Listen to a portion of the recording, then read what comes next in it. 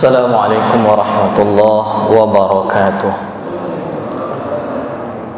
Alhamdulillah, asyhadu an la ilaha illallah wahdahu la syarikalah wa asyhadu anna sayyidana Muhammadan abduhu wa rasuluh la nabiyya ba'dah. Allahumma salli wa sallim wa barik alaihi wa ala alihi wa sahbihi wa mawalah. Amma ba'du, subhanaka la ilma lana illa ma 'allamtana innaka antal alimul hakim. Bapak Ibu jamaah salat maghrib yang dirahmati Allah Subhanahu wa taala. Alhamdulillah, bersyukur kita kehadiran Allah. Malam hari ini kita dikumpulkan di dalam majlis ilmu yang mulia. Kemudian salawat dan salam kita sampaikan kepada Rasulullah Muhammad sallallahu alaihi wasallam, makhluk paling mulia yang pada bulan ini, bulan Rabiul Awal, diperingati sebagai bulan kelahirannya.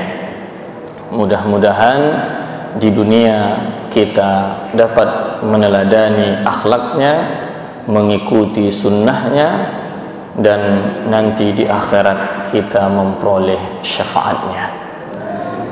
Bapak dan Ibu yang dirahmati Allah Subhanahu wa taala, salah satu dari tanda besar datangnya hari kiamat yang mesti kita imani,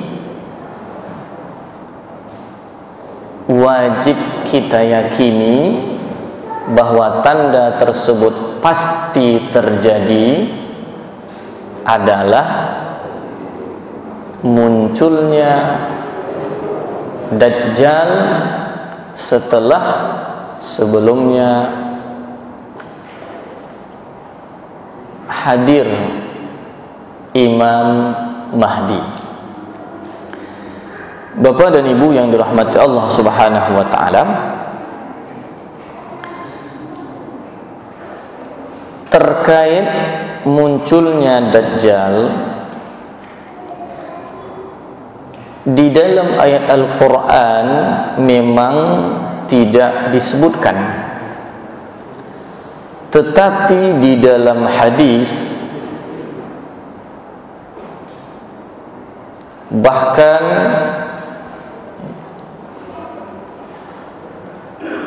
disebutkan oleh Imam Asy-Syaukani sampai 100-an hadis tentang munculnya Dajjal.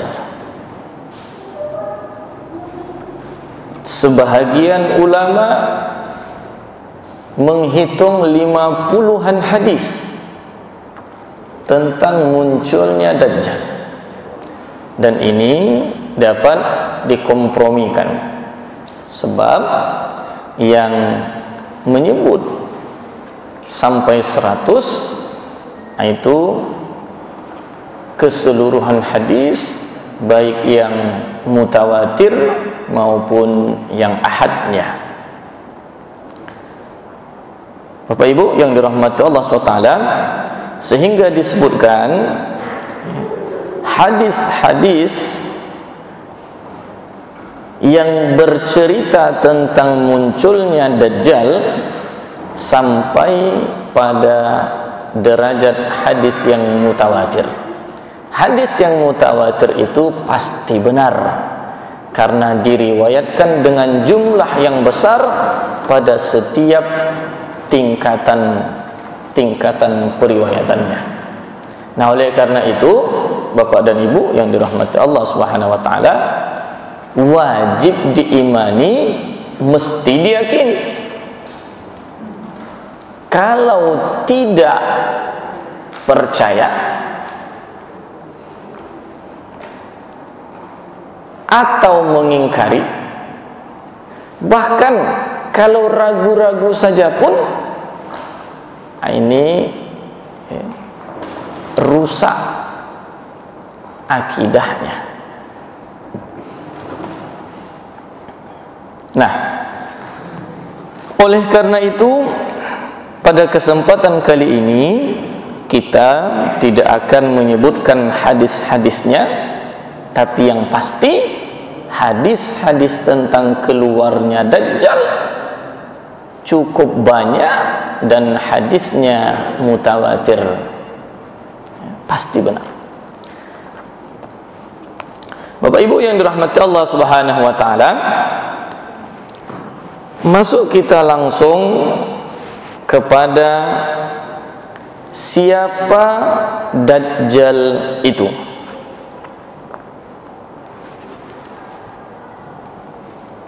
Bapak dan Ibu yang dirahmati Allah Subhanahu wa taala,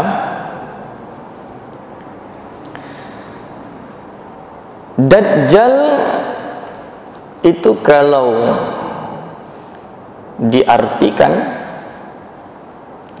secara bahasa literally itu tukang bohong,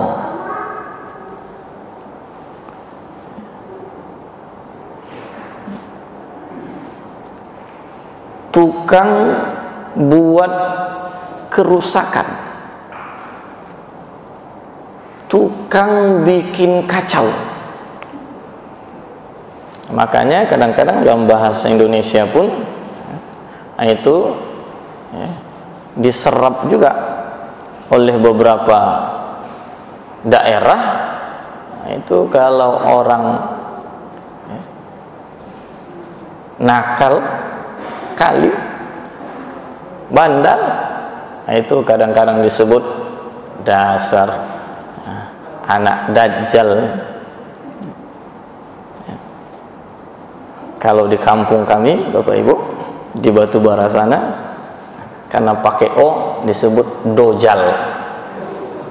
Dojal betul anak ini, nakal. Nah, Bapak Ibu yang dirahmati Allah Subhanahu wa taala,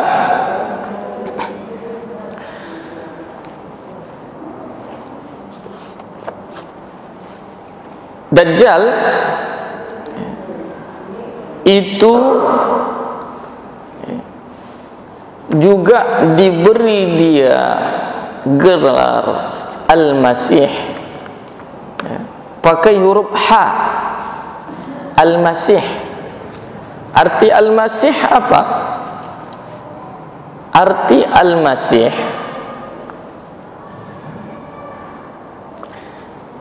menurut sebagian ulama dikarenakan matanya buta sebelah. Di dalam bahasa Arab, Al-Masih itu juga berarti buta. Matanya sebelah. Sebagian lagi mengatakan disebut Al-Masih. Dalam bahasa Arab juga digunakan kata tersebut, yamsahul ard, karena dia menjalani setiap jengkal tanah, kemana-mana dia datangi. Nah, makanya disebut dalam hadis yang sahih, yang tak bisa dimasuki oleh Dajjal hanya tanah suci Makkah dan Madinah. Kalau begitu ke Indonesia masuk Dajjal itu kelak. Tapi kita udah mati. Nanti di akhir zaman, setelah tanda-tanda kecil terjadi semua, bahkan tanda besar sudah ada yang terjadi, yaitu hadirnya Imam Mahdi. Karena pada urutannya setelah Imam Mahdi hadir,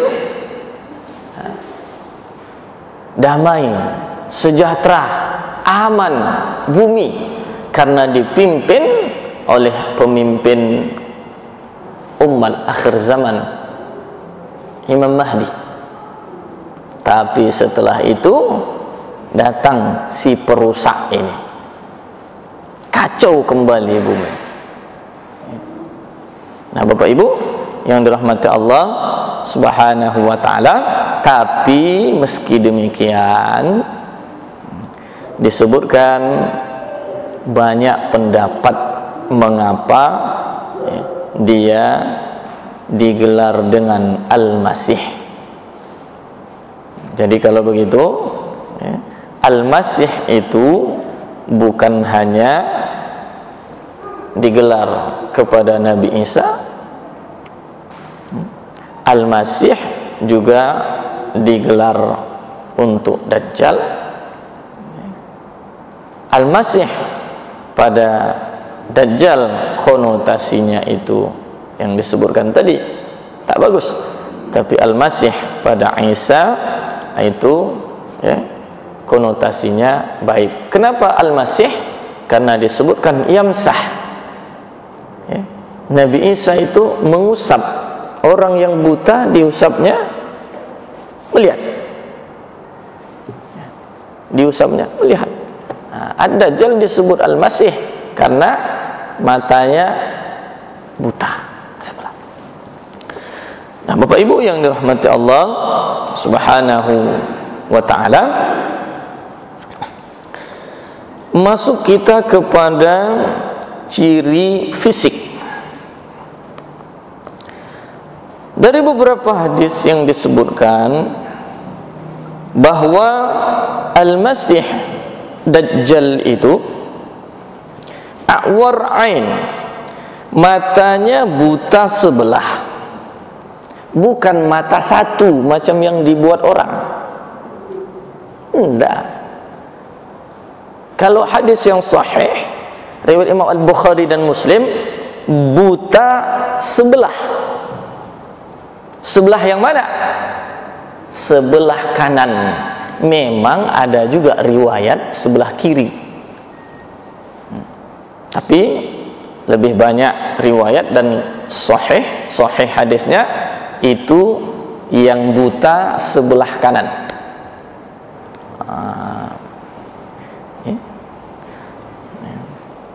Tapi jangan pula asal nampak orang buta matanya sebelah kanan, jahat perangainya. Inilah nanti bapak moyang Dajjal. Belum muncul. Bapak Ibu yang dirahmati Allah Subhanahu wa taala, kemudian disebutkan syab, ketika dia muncul kelak dalam usia muda. Dalam usia muda. Muda itu kisaran 30-an. 30-an.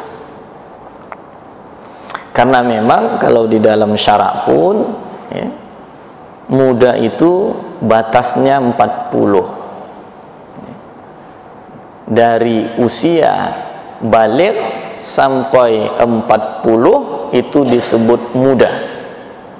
Muda. Jadi Pak, kalau udah di atas 40 jangan belagak muda lagi. Itu menurut syarak udah tua. Di atas 40 sampai 60 itu syekh. Syekh dalam arti syuyukhah, tua. Udah tua. Makanya kalau udah 60 itu hati-hati. Udah diintai malaikat maut. Karena memang 60 itu batas tua. 60 ke atas itu bukan tua lagi, kuhulah. Apa itu? Rentah. Rentah.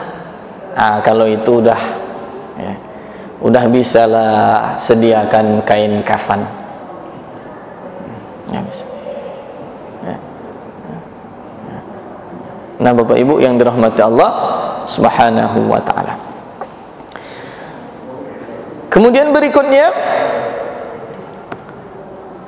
ini kulitnya kemerahan. Jadi dia merah. Badannya tegap, tapi disebut qasiratul. badannya tegap, cuman agak pendek. Cantik orang badannya kalau tegap pendek? Tidak. Memang Dajjal ini nengoknya pun orang seram. Seram. Nah, Bapak Ibu yang dirahmati Allah, bahkan disebutkan rambutnya itu keriting acak. Ya, hati-hati rambut keriting. Nah, Bapak Ibu yang dirahmati Allah Subhanahu wa ta'ala, disebutkan kalau jalan itu melangkahnya lebar. Kalau jalan langkahnya lebar, macam orang pincang.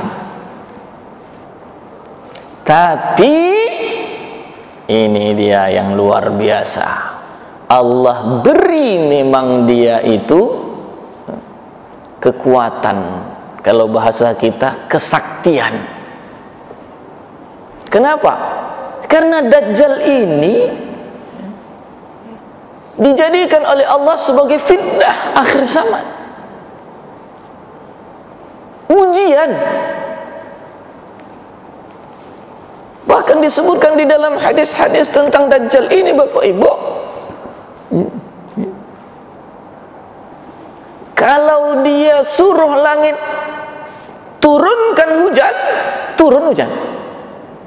Bayangkan itu. Kalau hujan sedang turun, disuruh stop, berhenti hujan. Burung yang terbang di awan bisa ditangkap. Ikan yang berenang di lautan dapat diambil. Makanya Nabi SAW menyebutkan yang paling ditakutkan oleh Nabi terhadap umatnya kelak fitnah al-Masihid Dajjal. Karena itu Nabi SAW mengajarkan doa untuk berlindung dari fitnah al-Masihid Dajjal. Bahkan disebutkan tidak ada nabi yang diutus oleh Allah kecuali nabi-nabi tersebut mewanti-wanti umatnya masing-masing untuk berlindung dari fitnah al-Masihid Dajjal. Nah, itu makanya Bapak Ibu, salah satu doa yang disunnahkan kita baca setelah tasyahud akhir, fil alamin innaka hamidum majid, selesai solawat kita sebelum salam, Allahumma inni a'udzubika min adzabil qabri wa min adzabin nar. Walaupun ada riwayat kebalik-balik, min adzabi jahannam wa min adzabil qabri, wa a'udzubika min fitnatil mahya wal mamat wa min fitnatil Masihid Dajjal. Ada juga riwayat wa min syarri fitnatil Masihid Dajjal. Kata Nabi apa? Minta perlindungan dari 4 ini. Dari siksa neraka, dari azab kubur, dari fitnah hidup dan mati. Yang keempat, dari fitnah al-Masihid Dajjal. Nah, Bapak Ibu yang dirahmati Allah Subhanahu wa ta'ala, ini kalau hukumnya di luar madhab kita, madhab Syafi'i, ada madhab dalam hal ini Hanafi, itu bahkan mengatakan wajib ini dibaca.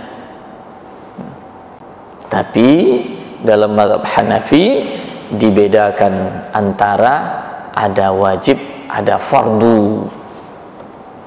Jadi tidak fardu tapi wajib. Nah, kalau kita hukumnya sunnah. Fardu dan wajib itu sama. Bapak Ibu yang dirahmati Allah Subhanahu wa taala. Lalu berikutnya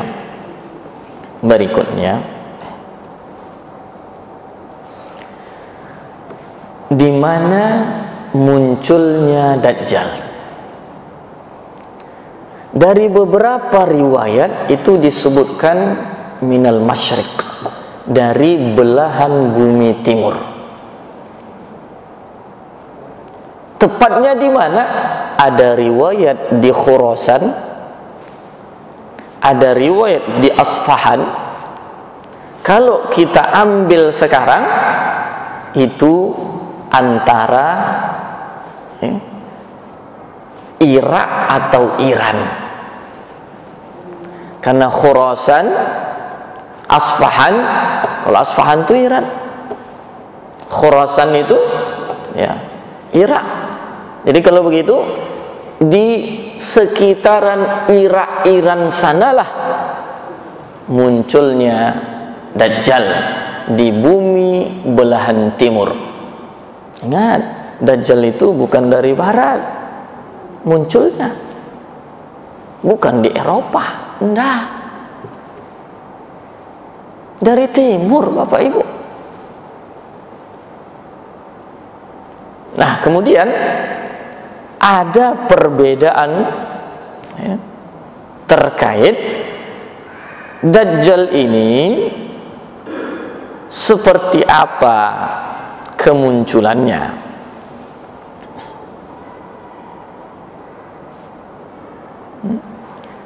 Disebutkan bahwa Dajjal ini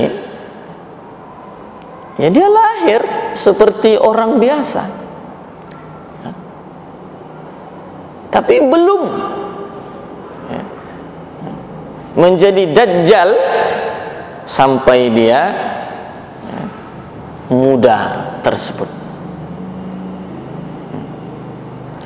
Namun ada yang menyebut dia keluar dari batu besar yang terbelah, langsung keluar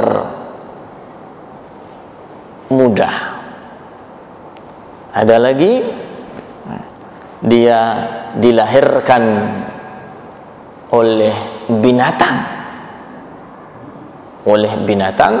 ya, percampuran antara keledai dengan kuda, atau percampuran antara dua binatang lain yang berbeda. Ala kulli hal, Bapak Ibu, karena tidak disebutkan detail bagaimana lahirnya di dalam hadis-hadis yang ada, maka ini perbedaan-perbedaan di kalangan ulama. Bapak Ibu yang dirahmati Allah Subhanahu wa taala. Kemudian berikutnya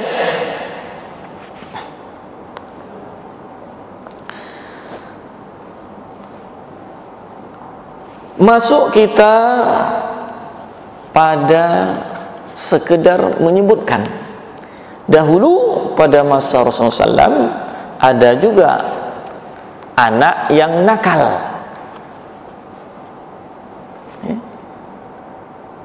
muda dia bandal, disebut dengan Ibnu Sayyad.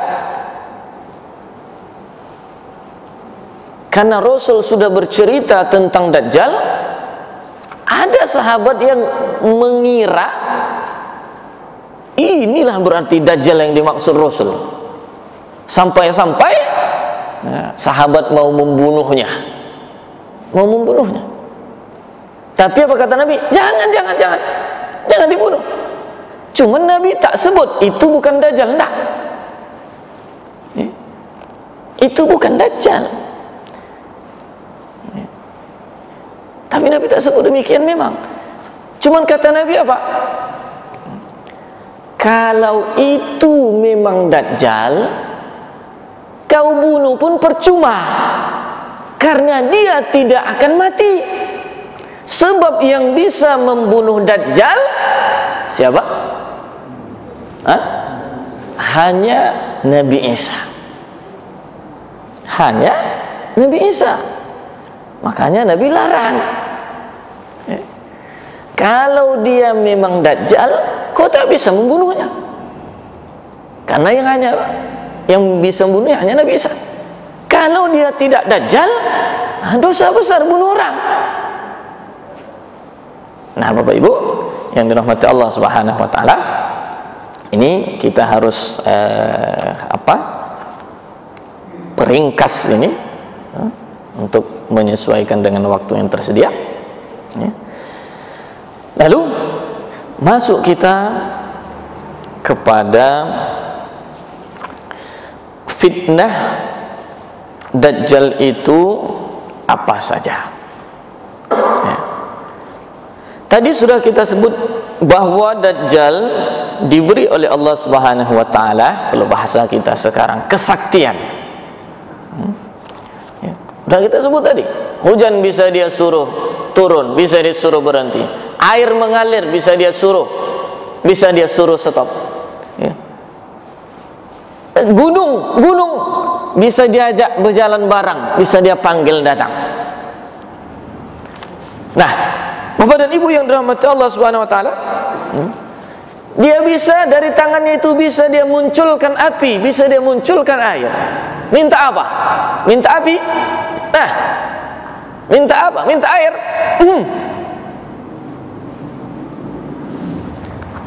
Pada akhirnya Bapak Ibu yang dirahmati Allah Subhanahu wa taala, pada akhirnya banyaklah yang terkagum-kagum,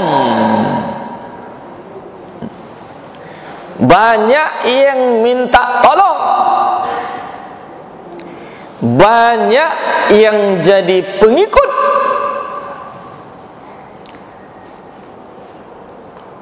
Dajjal ini disebutkan dinuhu Yahudi, agamanya itu sebenarnya Yahudi. Lalu dia pura-pura beriman. Udah pura-pura beriman, pura-pura jadi orang taat sehingga orang terkecoh. Ini wali, ini berarti ini wali. Setelah itu ngaku jadi nabi. Pengikutnya pun tetap tambah banyak. Habis itu ujungnya Dajjal itu ngaku jadi Tuhan, tetap pengikutnya banyak. Ngaku jadi Tuhan. Nah, Bapak Ibu yang dirahmati Allah Subhanahu wa taala, maka tidak ada yang bisa selamat dari ujian itu. Inilah fitnah Dajjal itu. Orang yang awalnya beriman jadi pengikut Dajjal. Padahal jelas di antara dua matanya itu tertulis ma baina ainaihi kafir. Tertulis kafir. Sayangnya apa? Yang jadi pengikutnya tak nampak tulisan itu. Orang yang teguh dengan iman itu yang dapat melihat, oh ini orang kafir ini, tak boleh ikut ini. Penipu ini. Penipu. Nah, yang tak beriman, yang jadi pengikutnya, tak nampaknya tulisan kafir itu. Padahal maktub, tertulis memang, tertulis. Nah, Bapak Ibu yang dirahmati Allah Subhanahu wa taala, akhirnya apa? Banyaklah yang tersesat, bahkan jadi pengikut hingga kafir.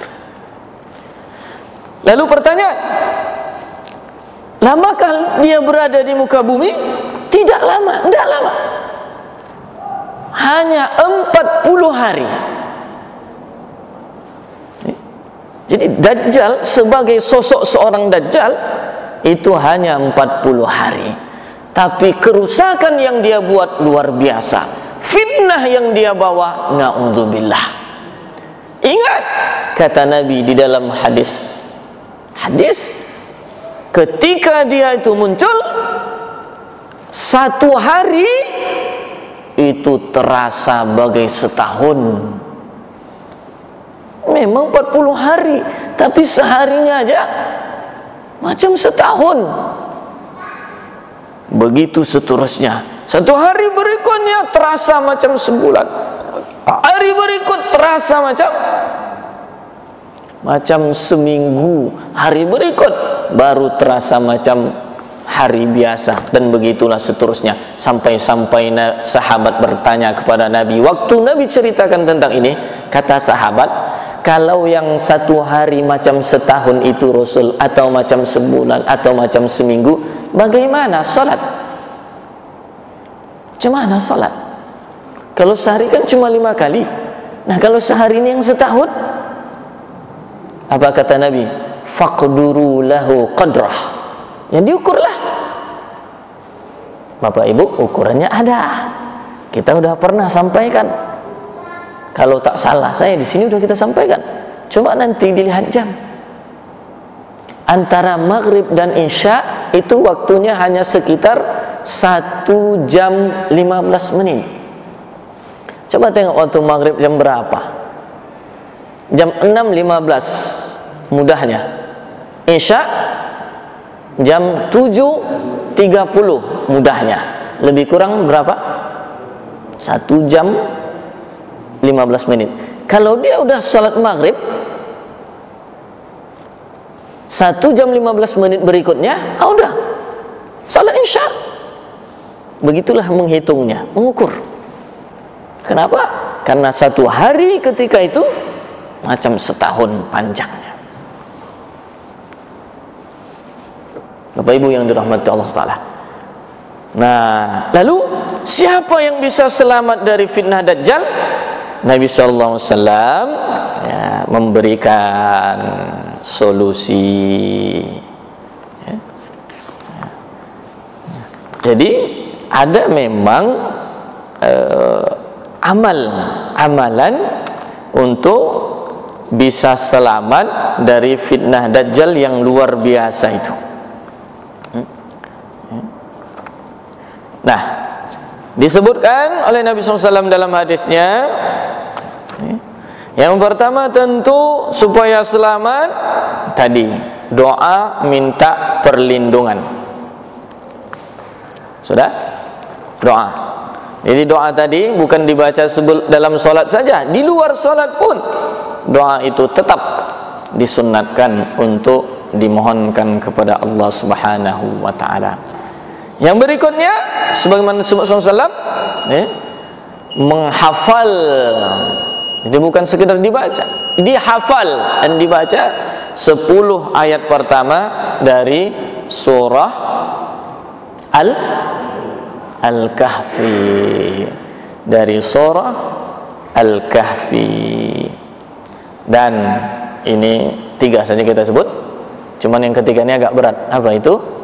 Tinggal di Makkah dan Madinah. Karena dia tak bisa masuk ke sana. Ya, tak bisa masuk ke sana. Jadi makanya Bapak Ibu yang dirahmati Allah Subhanahu wa Ta'ala, sampai-sampai ada juga sebahagian ulama itu berkata, ya, karena ada hadisnya jelas, Dajjal tak bisa masuk Mekah dan Madinah. Apalagi ta'un. Ta'un itu apa? Wabah, penyakit. Penyakit wabah itu tak bisa masuk Mekah Madinah. Maka aneh kalau orang Mekah, orang Madinah takut dengan cuman karena ini persoalan ijtihad para ulamanya, ya udahlah, ditutup, dibatasi masuk Makkah, Madinah. Padahal jangankan corona, Dajjal pun tak bisa masuk. Mana lebih hebat corona dari Dajjal? Kalau Bapak Ibu disampaikan tentang fitnah Dajjal ini, corona itu tak ada apa-apanya dibandingkan Dajjal. Dajjal itu tunjuknya aja orang bisa mati. Tunjuknya aja orang mati. Nah, Bapak Ibu yang dirahmati Allah Subhanahu wa taala, ala kulli hal ya, itu ya tetap kita hormati, namanya ijtihad ulama. Kemudian ya, pada akhirnya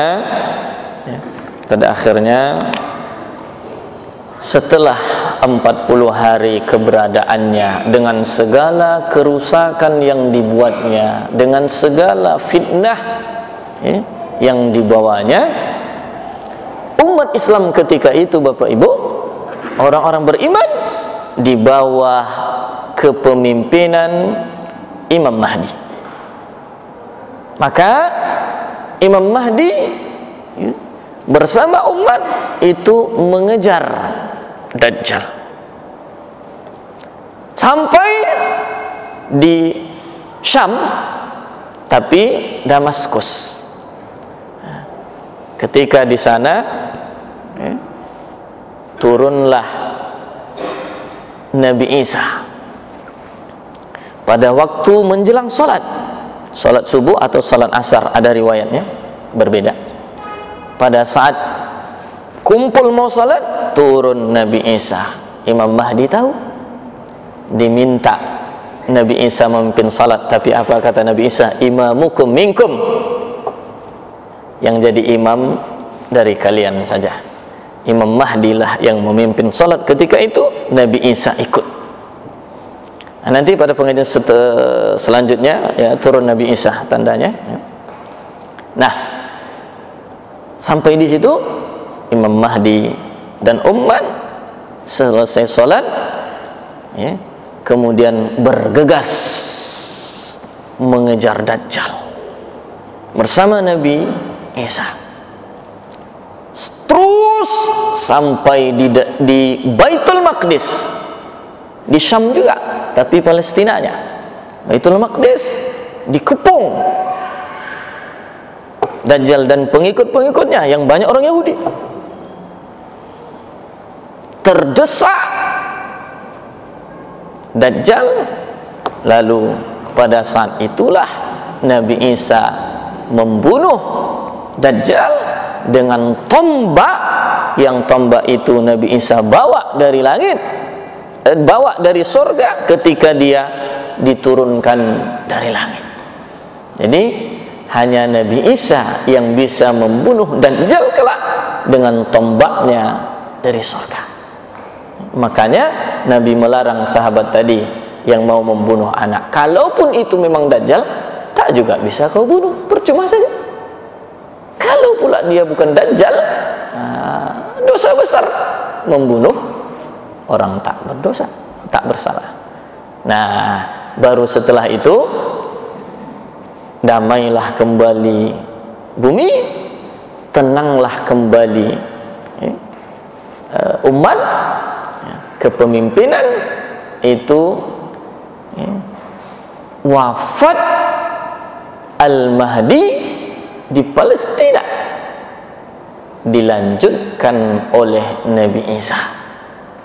Nah, nanti yang ingin saya sampaikan terakhir sebagai penutup Bapak Ibu, Imam Mahdi kita sudah sebutkan kemarin, dia itu hadirnya sebagai Imam Mahdi di bai'at itu dia dari Madinah, di bai'at di Mekah, wafat di Palestina, Baitul Maqdis. Sekali lagi, dia kebalikan dari Nabi ya. Apa itu? Hadirnya di Madinah, di bai'at di Makkah, wafat di Palestina, Baitul Maqdis. Nabi Isa turunnya di Damaskus. Damaskus Palestina itu Syam, Pak. Syam yang udah pecah jadi 4 negara sekarang.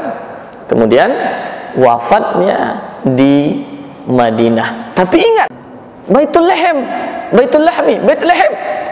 Nabi Isa lahir Palestina, turun nanti di Damaskus, wafat di Madinah. Biar nampak perbandingannya ini, ya? Biar nampak perbandingannya. Nah, kalau Nabi Muhammad SAW kita maklum bersama. Wallahu a'lam. Assalamualaikum warahmatullahi wabarakatuh.